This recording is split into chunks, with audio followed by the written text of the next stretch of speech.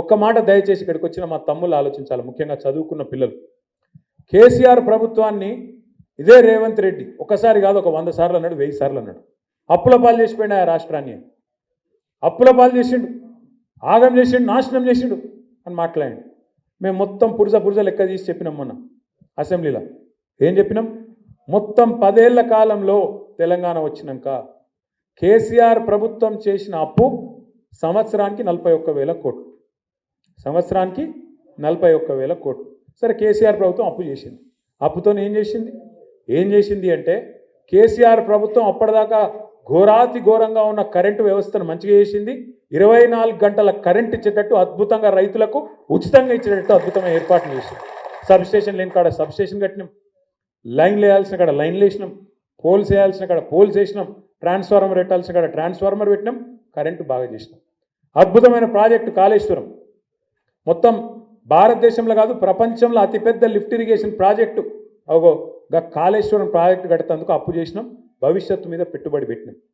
నల్లా నీళ్ళు లేని దుస్థితి, ఆడబిడ్డల నెత్తి మీద కుండ పెట్టుకొని బిందె పెట్టుకొని కిలోమీటర్లు పోయే అవస్థ ఏదైతుండేనో దాన్ని మిషన్ భగీరథతోని బ్రహ్మాండంగా మొత్తం తుడిచిపెట్టి శాశ్వతంగా ఇంటింటికి నల్లా పెట్టి నీళ్ళిచ్చిన ప్రభుత్వం కేసీఆర్ ప్రభుత్వం. 73,000 కోట్ల రూపాయలు, ఒకసారి కాదు 2 సార్లు కాదు, 12 సార్లు 12 కాలాలు మీకు రైతు బంధు రూపంలో 73,000 కోట్ల రూపాయలు 70 లక్షల రైతుల ఖాతాల్లో టైంకు టంచన్గా వేసింది కేసీఆర్ ప్రభుత్వం. 28,000 కోట్ల రూపాయలతోని 2 సార్లు ₹1,00,000 దాకా రుణమాఫీ చేసింది కేసీఆర్ ప్రభుత్వం. జిల్లాకు ఒక మెడికల్ కాలేజ్ పెట్టింది కేసీఆర్ ప్రభుత్వం. వరంగల్లో ఇవాళ మొత్తం తెలంగాణలోనే అతి పెద్ద హాస్పిటల్ కట్టింది కేసీఆర్ ప్రభుత్వం. మీ గన్పూర్లో Kaloji university of health sciences పెట్టింది కేసీఆర్ ప్రభుత్వం. మీ పక్కనే ఉన్న పరకాల్లో భారతదేశంలోనే అతిపెద్ద టెక్స్టైల్ పార్క్ పెట్టింది కేసీఆర్ ప్రభుత్వం. మరి ఏం చేసిండు కేసీఆర్? సంవత్సరానికి 40,000 కోట్ల అప్పు చేసి అంటే నన్ను చదువుమంటూ ఇంకో గంట చదువుతా. 200 గురుకుల పాఠశాలలు ఉంటే దాన్ని 1022 చేసిండు కేసీఆర్ ప్రభుత్వం.